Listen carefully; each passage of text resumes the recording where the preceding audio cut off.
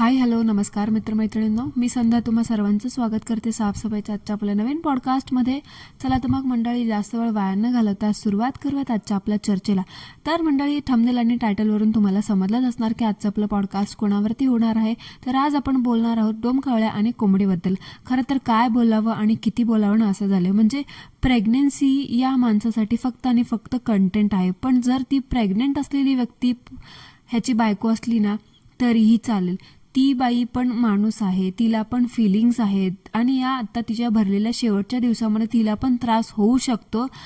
हा माणूस या गोष्टीचा विचारच करत आहे. म्हणजे आपल्या बोलण्यातून तिला किती इजा होत असतील, तिला किती मानसिक त्रास होत असतील, हा विचार या डोमकावळ्याच्या डोक्यात येतच नाही. त्याचा फक्त आणि फक्त लक्ष ह्याच्याकडेच असतं की कसं त्या बायकोची प्रत्येक गोष्टीमध्ये मी कंटेंट शोधू, कसं मी तिची प्रत्येक गोष्ट कॅमेरामध्ये कैद करू आणि तिला कसं कंटेंट म्हणून जगासमोर प्रेझेंट करू. म्हणजे तिच्या प्रत्येक हालचालीमध्ये हा माणूस कंटेंट शोधत असतो. मग ते बायकोचं रडणं असू दे किंवा तिला सीझरसाठी होणारे त्रास असू दे किंवा तिच्या अगोदरच्या झालेल्या सीझरचे स्टिचेस असू दे किंवा तिच्या गर्भाच्या पिशवीचं तोंड किती उघडले ते, ह्या सगळ्या गोष्टी या माणसासाठी फक्त आणि फक्त एक कंटेंट आहे.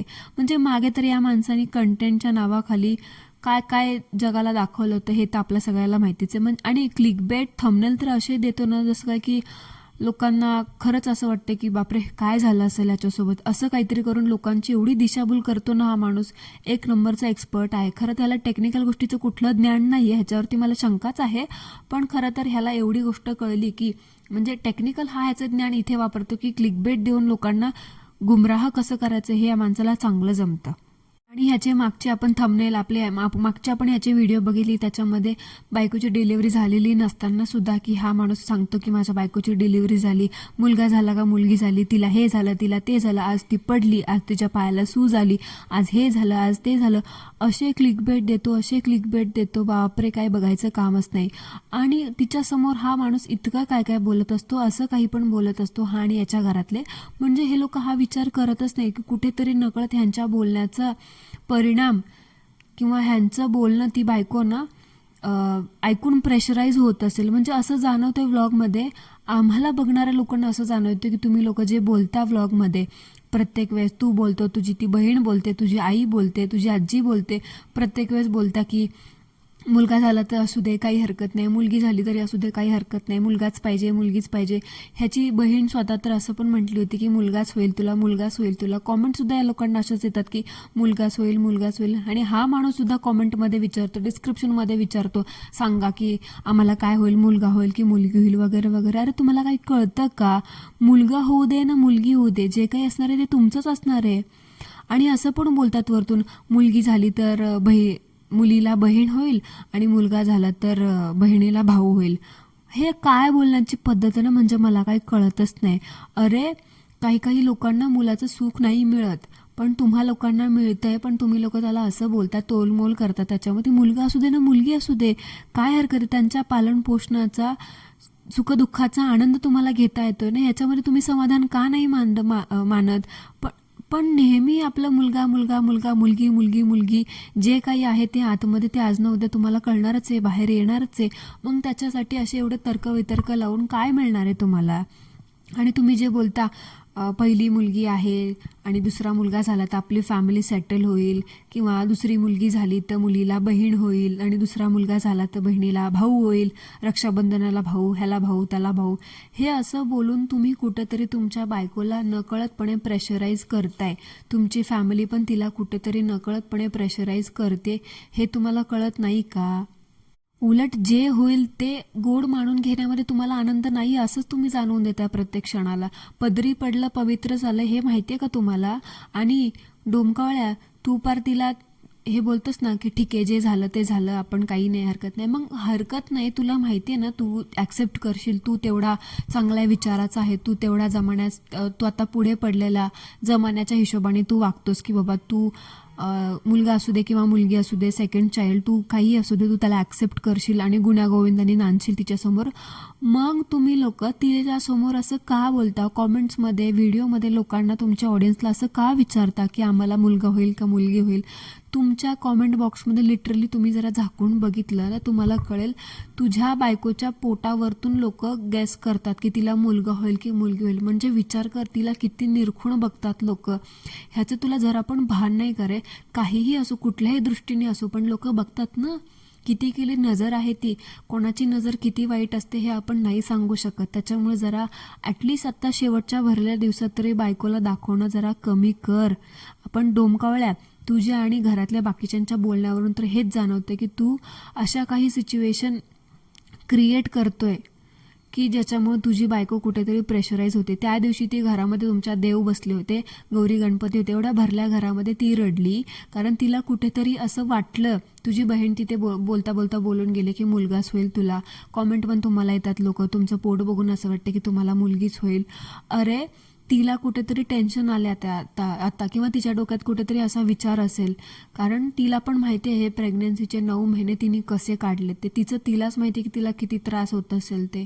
कारण परत अजून एखादा तिसरा चान्स घेणं, परत 9 महिने त्या बाळाला पोटामध्ये पोसणं वगैरे हे किती अवघड असतं हे तू नाही समजू शकणार.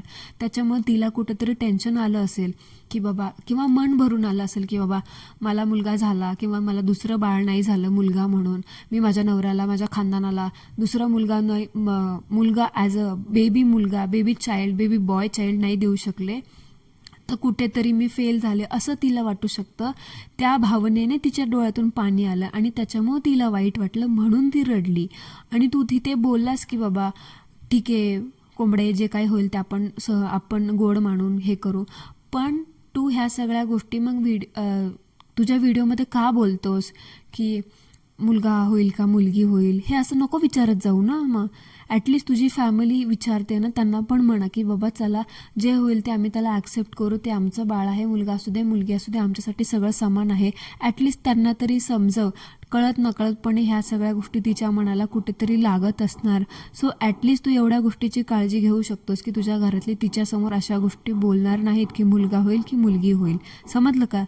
कारण आजकाल लोक काय विचार करतात माहिती आहे का, पहिली मुलगी असेल तर मुलगा झाला तर फॅमिली कंप्लीट होईल, बहिणीला भाऊ झाला, रक्षाबंधनाला भाऊ बिजेला वगैरे वगैरे, भावाला बहीण झाली खेळायला वगैरे, अशा गोष्टी आहेत. पण तुम्हाला हे कळतंय का, असं बोलून तुम्ही कुठेतरी त्या अवजड भरलेल्या दिवसामध्ये असणाऱ्या महिलेला मानसिक त्रास देतात आणि तिला प्रेशराईज करत आहात. ते डोमकावळ्या तू बोलतोस की जे होईल ते आपण ॲक्सेप्ट करू, काय टेन्शन नाही वगैरे वगैरे. मग घरामध्ये तुझ्या बाकीचे बोलतात ना मुलगाच होईल किंवा कॉमेंट करतात लोक मुलगाच होईल, तर तू त्या कॉमेंटला लाईकसुद्धा करतोस आणि ते व्हिडिओमध्ये सगळे पार्ट तसे ठेवतो, त्यांना एडिटसुद्धा करत नाहीस आणि थंबनेलसुद्धा लावतोस. डिस्क्रिप्शनमध्ये सुद्धा विचारतोस ऑडियन्सला की सांगा तुम्हाला काय वाटतं, मुलगा होईल की मुलगी होईल यावरून वगैरे वगैरे.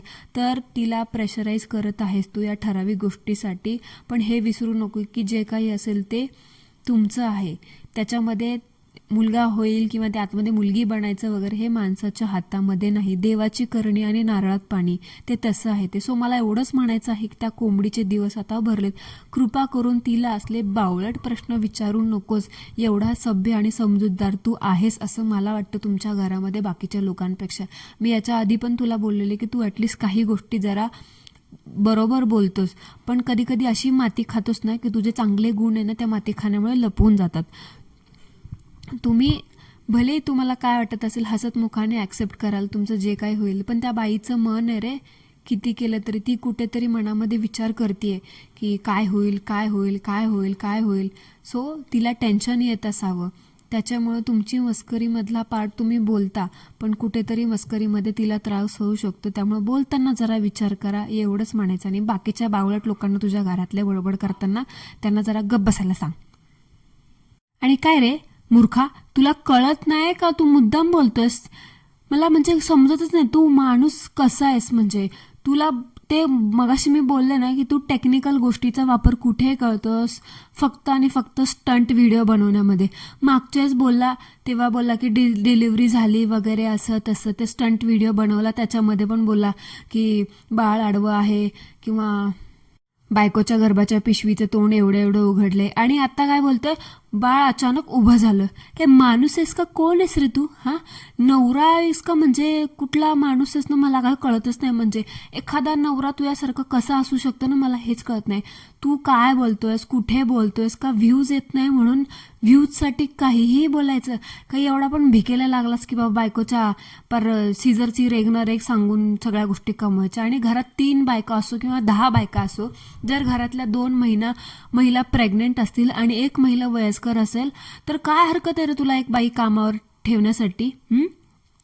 थोडे दिवस एखादी बाई व्यवस्थित होईपर्यंत किंवा दोघींच्या डिलिव्हरी होईपर्यंत किंवा आईला थोडा आराम भेटावा यासाठी थोडे दिवस 1-2 कामं करण्यासाठी बाई लावली तर काय बिघडणार आहे का रे तुझं? का घरातल्या सगळ्या प्रेग्नेंट महिलांनी आणि वयस्कर बायांनी सगळं काम करायचा ठेका घेतलाय? एवढ्या लोकांना मिसलीड करून पैसे छापतोस, एवढे लाखो डॉलर कमवतोस ना, मग एखादी कामवाली बाई तू अफोर्ड नाही करू शकत? निदान आई बायकोच्या काळजीपोटी तरी थोडाफार खर्च कर आणि तो दडवून ठेवलेला पैसा ना बाहेर काढ. त्या कामाचं नाही तर निदान स्वतःच्या बायकोची केअर म्हणून तिच्या प्रेमापोटी तरी ठेव बाई कामावरती. तुला त्या बायकोच्या काळजीसाठी किंवा तिच्या मदतीसाठी, आईच्या मदतीसाठी, भावजेच्या मदतीसाठी, त्यांच्या आता ह्या अवघड नाजूक क्षणामध्ये तुझा पैसा तू बाहेर काढणार नाही, तुझा तो लोकांना मिसलीड करून कमवलेला पैसा कामाला येणार नाही, तर काय फायदा रे तुझ्या लाखोच्या कमाईचा? आणि तुमच्या या व्लॉगिंगच्या नादामध्ये त्या मुलीकडे किती दुर्लक्ष करताय तुम्ही लोक. मंडळी, तुम्ही पाहिलं का, ह्यांची मुलगी रोज मॅगी खात असते. म्हणजे एवढ्या लहान वयात त्या मुलीला रोज मॅगी देणं कितपत योग्य आहे तुम्हीच सांगा मला. म्हणजे ह्या गोष्ट, मॅगी हा पदार्थ ह्यांना पुढे किती घातक ठरू शकतो याचा अंदाजा पण नाहीये. त्या डोमकावळ्या जरा त्या मुलीला वळण लाव. हट्ट करते म्हणून मॅगी देतात तिला. अरे ती लहान आहे, ती हट्ट करणं तिचं वयच आहे. हट्ट ती नाही करणार तर कोण तू करणार का? आणि हट्ट पुरवायचे तेच पुरवा. मॅगी खायला देणं हट्ट करते म्हणून हा चांगला हट्ट नाही. आणि इथे तुम्ही पेरेंट्स म्हणून अगदी फेल होता. बिकॉज तुमच्या माहितीसाठी सांगते, मॅगी हा पदार्थ मैद्याने बनलेला असतो. तुम्हाला माहिती, त्याच्यामध्ये खूप डेंजरस फॅट्स असतात आणि ते फॅट एवढ्या लहान वयापासून शरीराला पचवण्यासाठी खूप घातक ठरू शकतात. आणि एकदा खाल्लेली मॅगी, एक मॅगी खाल्लेली म्हणजे तुम्ही जे 1 पाकिट मॅगी खाता, ते मॅगीचं जे पोर्शन आहे ते पचायला तुम्हाला ॲटलिस्ट 2 दिवस 48 आवर्स लागतात. सो विचार करा, त्या 48 आवर्समध्ये त्या मुलीच्या आतड्यांना तुम्ही किती काम करायला लावताय. एवढ्या लहान वयात तिच्या एवढ्या शरीरावरती तुम्ही सगळा ते मॅगीचा लोड देताय. नका देऊ रे, एवढा नका देऊ त्रास. It is very dangerous for her. ठेवा ना 1-2 बाया कामाला, काय फरक पडतो? आणि स्पेशली एखादी बाई ना जेवण बनवण्यासाठी ठेव. निदान त्या लहान मुलीला ना रोज रोज मॅगी खाण्याच्या ऐवजी ॲटलिस्ट फ्रेश जेवण तरी बनवून देईल ती. तुझ्या आणि त्या भाऊजीकडे तरी बघून जरासं बाई ठेवा कामाला. आणि तो दडवून ठेवलेला पैसा ना जरा कर त्यांच्यावरती खर्च. स्वतः मात्र एवढा टापटीप बनून हिंडतोस, जरा त्या बायकांना पण एक्सरसाइज वगैरे करायला लाव. एवढं 9 महिन्याचा कंटेंट दाखवलास पण त्याच्यामध्ये तुझी बायको कुठे सुद्धा एक्सरसाइज वगैरे करताना दिसली नाही. का रे, टेक्निकल माणसा यूट्यूबवरती फक्त स्वतःचे थुकरट व्हिडिओ अपलोड करताना दिसतात का तुला? का यूट्यूबचा वापर फक्त त्यासाठीच करतोस?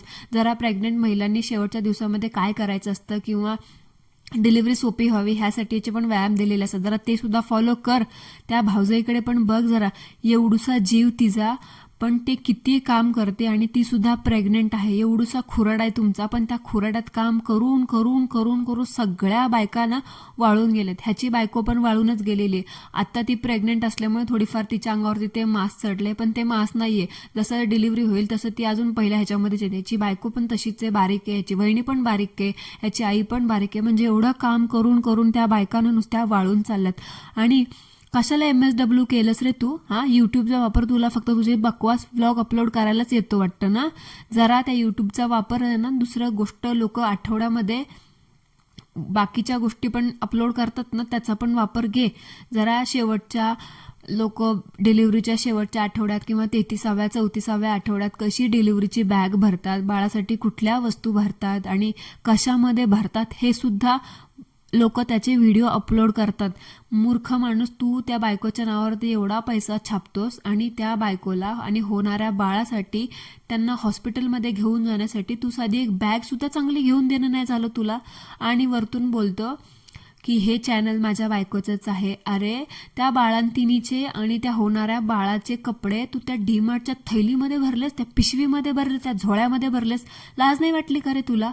एवढा मोठा युट्यूबर असल्या काय म्हणतात ते झोल्यामध्ये घेऊन जातोस कपडे बायकोचे. निदान जरा ते बाळ नाजूक असतं, त्या जर्म्स बसतात हॉस्पिटलमध्ये, किती जर्म्स असतात. मग त्या उघडी तुम्ही ती बॅग इथं तिथं पसारा ठेवणार आणि ते तसलं डीमार्टच्या पिशवीमध्ये इथं 17 ठिकाणी ती पिशवी मिरवलेली असेल आणि त्या पिशवीमध्ये भरले त्या बाळाचे कपडे आणि त्या बाळंतिणीचे कपडे. एवढा पैसा छापतोस ना रे तू? एक बॅग नाही घेऊन ते देऊ शकत का रे तू तुझ्या बायकोला? तुम्ही लोकांना म्हणजे खरंच कमाल आहे बाबा. आणि काय बोलतो मंडळी हा, की हे चॅनल त्या कोंबडीचं आहे. हे चॅनल त्या कोंबडीचं का आहे? कारण हे चॅनल त्या कोंबडीचं आहे म्हणून हा माणूस त्या कोंबडीला प्रत्येक ब्लॉगमध्ये दाखवत असतो आणि कोंबडी कोंबडी करत असतो. मग मला सांगा मंडळी, चॅनल तिचं आहे तर मग त्या चॅनलवरती येणारे पैसे पण तिचेच झाले. मग तिच्याच पैशातून तिच्यासाठी एक चांगली बॅग तर ती डिझर्व करतेच ना. पण ह्या माणसाने तिला ते सुद्धा घेऊन दिलं नाही. स्वतः मात्र प्रत्येक गोष्ट एकदम टापटीप करत असतो, पण त्या बायकांना ना, घरातल्या बायकोला जी खरंच त्या चॅनलची ओनर आहे, जी डिझर्व करते, तिला मात्र गबाळ्यासारखंच ठेवलेलं आहे आणि गबाळ्यासारखाच इकडे तिकडे घेऊन जातो. कंजूसड्या चिकट माणसा जरा बायकोसाठी पण तो खिसानं मोकळा कर आणि काय तो दडवून ठेवलेला पैसा आहे ना, तो जरा बाहेर काढ. स्वतःच्या मुलासाठी, स्वतःच्या बायकोसाठी तो पैसा तू का वापरणार नाहीस? कामाला येणार नाही त्यांच्यात, मग काय उरावर घेऊन जाणारच का रे मसनात? हा, जरा पैसा बाहेर काढ जरा आणि त्यांचा पण वापर कर. एवढा पैसा कमवतेस स्वतःवरती खर्च करत नाहीस, मग काय उपयोग रे तुझा एवढा लाखो कमवून? येड्याचा बाजार नुसता वेड्यासारखं काहीतरी दाखवतात. जरा बघ जरा काय करतोय. MSW काय रात्र शाळेतच केलंस ना तू? हेच तर मला ह्याच्यावरतून आता कन्फर्म झाले. मूर्खाचा बाजार नुसता. सो मंडळी, that's it for today. I hope तुम्हाला आजचं आपलं पॉडकास्ट आवडला असेल तर कॉमेंटमध्ये मला नक्की सांगा. नसेल आवडलं